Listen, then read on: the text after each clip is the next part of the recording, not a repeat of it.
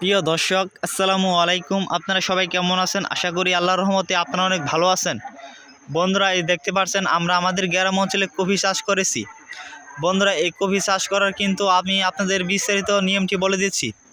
বন্ধুরা, এই কফিগুলো আপনারা অনেকেই আছেন যে বিভিন্ন ধরনের সবজি চাষ করে থাকেন, এবং আপনারা যারা কৃষিকাজ করতে চান আপনারা মানে মানে বুঝতেছেন না যে কি চাষ করলে ভালো হবে।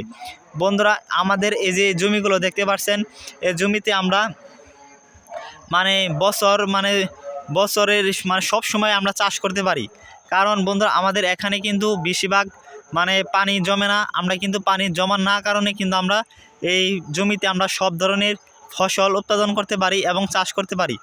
বন্ধুরা, এই যে এইগুলোকে আপনারা দেখতে পাচ্ছেন, এগুলোকে আপনারা আমরা এই যে কফিগুলো চাষ করেছি, এই কফিগুলো চাষ আপনারা কিভাবে করবেন তাই আমি আপনাদের বিস্তারিত নিয়মটি বলে দিব।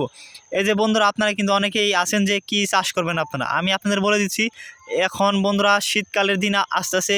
অবশ্যই আপনারা শীতকালের দিনে এই ফুলকপিগুলো যদি আপনারা চাষ করেন তাহলে কিন্তু ভালো একটি লাভবানের আশা করা যায়। কারণ এই যে ফুলকপিগুলো দেখে নেন আপনারা, আমরা কিন্তু একটি জমিতে এই যে অনেকগুলো ফুলকপি চাষ করেছি। এই ফুলকপি দেখতে পাচ্ছেন আমরা এক সিরালে আমরা কিন্তু ফুলকপি রোপণ করে দিয়েছি। কারণ বন্ধুরা, এক সিরালে আপনারা রোপণ করে দিবেন।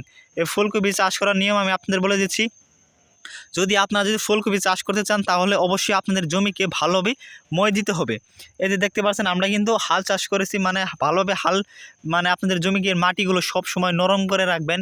তারপর আপনারা যদি চান তাহলে এই ফুলকপির বীজগুলো আপনারা বাজার থেকে সংগ্রহ করতে পারেন, এবং আপনারা যদি চান তাহলে আপনারা ফুলকপির বীজগুলো রোপণ করতে পারেন আপনাদের বাড়িতেই।